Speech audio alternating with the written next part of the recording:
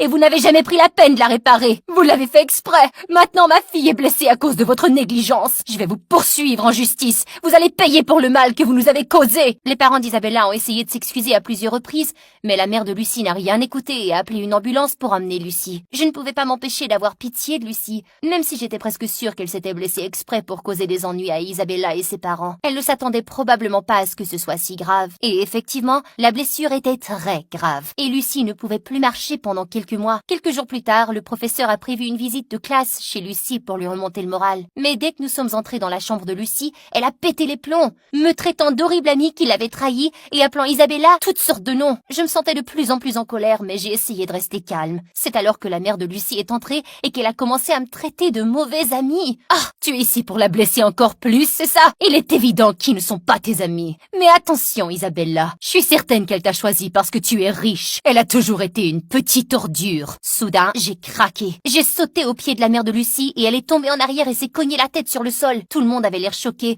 et je savais que j'avais fait une grosse bêtise. Je me suis enfuie en pleurant. Quand maman l'a découvert, elle était folle furieuse. Ellie, je ne peux pas croire que tu aies attaqué la mère de Lucie. Elle m'a appelée menaçant de contacter les services de l'enfance et leur disant que tu dois être placée dans un centre de désintox parce que tu es un danger pour les autres. Je me suis franchement sentie terrifiée en entendant cela et mon premier instinct a été de crier et de me défendre. Mais au lieu de cela, j'ai pris une grande respiration et j'ai pensé à mon amitié avec Isabella. Et cela m'a aidé à me calmer en fait. Maman, je sais que c'était mal ce que j'ai fait et je suis désolée. Je m'efforce de contrôler ma colère. Je vais m'améliorer, je le promets. Maman a eu l'air très surprise, puis elle a acquiescé. Mais elle m'a quand même confisqué mon téléphone et m'a privée de sortie pendant un mois. Je n'ai pas protesté. Je savais que je le méritais. De retour à l'école, Isabella m'a dit que la mère de Lucie allait entamer un procès et j'avais vraiment souhaité pouvoir faire quelque chose pour l'aider. Lucie ou sa mère n'écouteraient pas un mot de ce que je leur dirais. Mais un jour, j'étais dans les toilettes de l'école quand quelqu'un a frappé à la porte. C'était la mère de Lucie. Ellie, je dois te parler. J'ai lu le journal de Lucie et j'ai découvert la vérité sur ses actions.